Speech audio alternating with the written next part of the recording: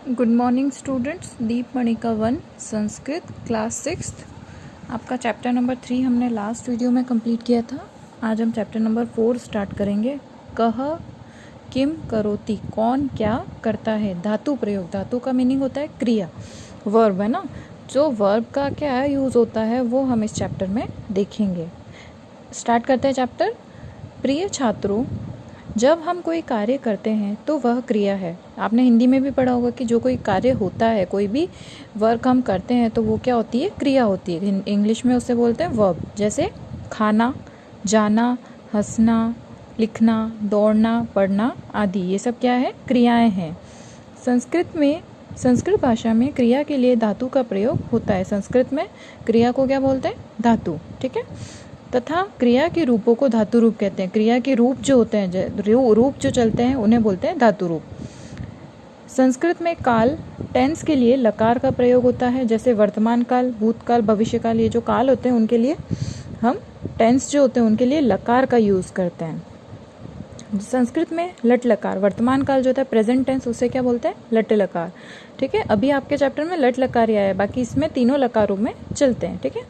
इस पाठ में धातुओं, क्रियाओं में वर्तमान काल के रूपों से आपका परिचय कराया जा रहा है। इस बार अभी हम जो पढ़ रहे हैं वो प्रेजेंट टेंस पढ़ रहे हैं। इसमें प्रथम पुरुष कर्ता के साथ प्रथम पुरुष की क्रिया लगती है, जहां प्रथम पुरुष के सभी धातुओं को दिया जा रहा है। अभी हमको सिर्फ फर्स्ट वाली लाइन दी जा रही है, मतलब जो प्रथम पुरुष का एक वचन, द्विवचन और बहुवचन, सिर्फ यही बता रहे हैं। होते कितने हैं, प्रथम पुरुष, मध्यम पुरुष और उत्तम पुरुष, 3 पुरुष होते हैं। अभी आपका इस चैप्टर में इंट्रोडक्शन है वो सिर्फ प्रथम पुरुष का है, फर्स्ट वाली लाइन का है। उसी का एक वचन, द्विवचन और बहुवचन पढ़ेंगे हम। जैसे गम धातु, गम का अर्थ, गम जो होता है वो गच्छ की तरह चलता है। गम का अर्थ होता है जाना।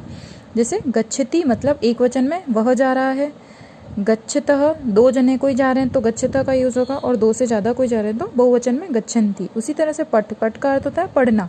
इसके रूप चलते हैं पठति, पठतः, पठन्ति। एक जना पढ़ रहा होता है तो पठति, 2 पढ़ रहे हैं तो पठता, और 2 से ज्यादा पढ़ रहे हैं तो पठन्ति। उसी तरह से दा का अर्थ होता है देना, है ना।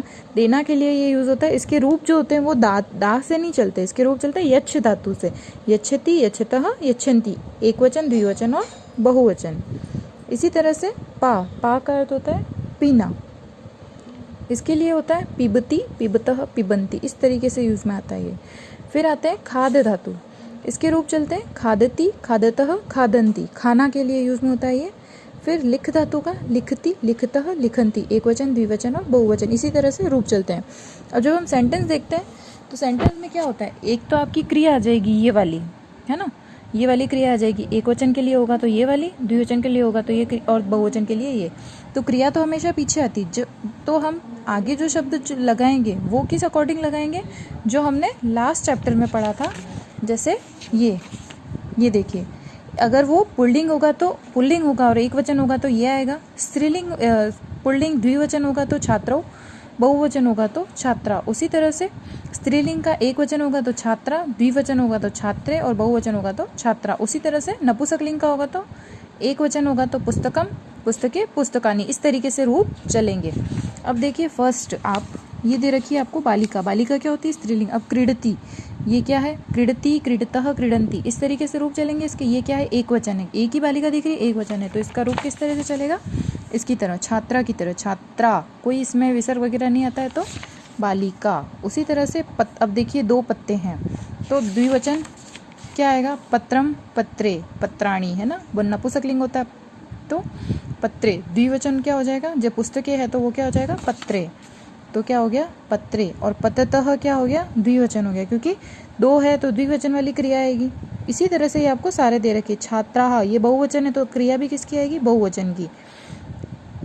फिर देखिए मयूरः, मतलब एक मोर, है ना, तो क्रिया भी किसकी आएगी, एक वचन की, ये वाली। नृत्यति, है ना। फिर देखिए कुक्कुरौ, 2 कुत्ते हैं, कुक्कुरौ का अर्थ होता है कुत्ता, तो 2 के लिए आती है तो द्विवचन वाली क्रिया आएगी, ये इस तरीके से। पश्यतः, है ना, तो देखने के लिए पश्य धातु यूज में होता है तो पश्यतः। फिर बालकाः, मतलब 2 से अधिक बालक है तो ये 3 बालक दे रखे, 2 से ज्यादा है तो बहुवचन आ जाएगा। बालकः, बालकौ, बालकाः, ये बहुवचन आ गया। तो अब गच्छन्ति भी क्या हो जाएगा, बहुवचन वाला रूप आ जाएगा, ये गच्छन्ति, है ना, क्योंकि 2 से ज्यादा ये गच्छन्ति का रूप ये दे रखा है आपको। ठीक है। इस तरह से नृपः यच्छति, राजा मांगता है या देता है। है ना। तो नृपः यच्छति, नृप राजा कितना दे रखा है इसमें पिक्चर में देखिए, एक ही दे रखा है, तो एक ही वाली क्रिया आएगी, एक वचन वाली, तो ये देखिए यच्छति। ठीक है, नेक्स्ट देखिए पीकः, कितनी कोयल दे रखी है, एक। कूजति, एक ही कोयल है तो कूजति ये वाली एक वचन वाली क्रिया आएगी।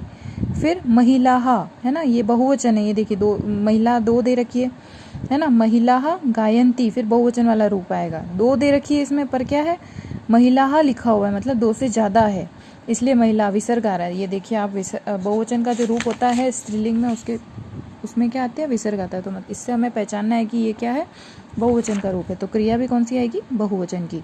इसी तरह से ये भी सेम है, नायिकाः, मतलब ये बहुवचन का रूप है तो ये भी बहुवचन आएगा। फिर हंसौ, दो हंस है ना, द्विवचन का रूप है, तो अस्ति स्तः सन्ति, इस तरह से रूप चलते रहते हैं। अस्ति एक होता तो अस्ति, दो है तो स्तः, और अगर दो से ज़्यादा होते तो सन्ति। ठीक है, इसी तरह से मत्स्याः, मछली के लिए यूज़ में होता है ये, दो से अधिक मछली है तो मत्स्याः। फिर तैर रही हैं तो तरती तरतः तरंती। उसी तरह से शुकः, तोते के लिए यूज़ में होता है, एक तोता है इसलिए शुकः। फिर अस्ति, अब देखिए अस्ति क्यों आया, क्योंकि ये एक है, दो होते तो, यहाँ पे दो थे तो क्या आया, स्तः। ठीक है, फिर कोकिले, अब देखिए दो है, कोकिला कोकिले, इस तरह से चलेगा इसका। तो गायतः, गायती गायतः गायन्ति, इस तरह से इसके रूप चलेंगे। पीछे नेक्स्ट पेज पर आ जाइए आप, सेम दे रखे उसी तरह से। सैनिकाः बहुवचन है तो रक्षन्ति, बालिकाः नमन्ति, बहुवचन के रूप इसी में भी इसमें भी सेम चलेंगे आपके रूप। ठीक है, इसका होमवर्क है आपको वर्ड मीनिंग्स जो दे रखे हैं ये आपको अपनी कॉपी में लिखने हैं। इसके क्वेश्चन आंसर जो है हम नेक्स्ट वीडियो में करेंगे।